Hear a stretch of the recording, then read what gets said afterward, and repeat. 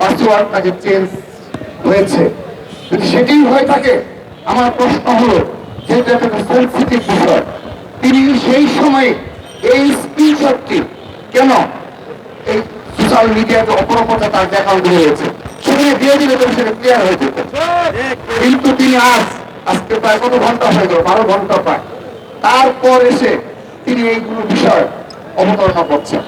আমরা খুব সুন্দরভাবে বুঝতে পেরেছি আপনাদের যে দৃষ্টিভঙ্গি, সেই দৃষ্টিভঙ্গির প্রতিফলন ঘটেছে। অনেকেই মনে করে থাকে যে নির্বাচনের আগে এ ধরনের কাজ তিনি করবেন কিনা।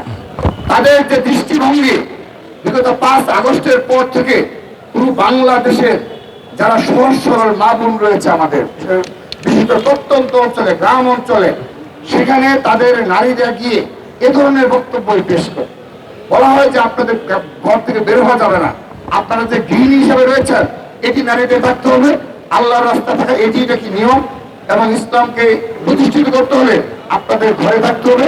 এই ধরনের বক্তব্য কিন্তু জামাতের লোকজন দিয়ে থাকে। সর্বশেষ দেখেন এই বরগুনার একজন জামাতের শীর্ষ নেতা, তিনি কি বক্তব্য রাখলেন?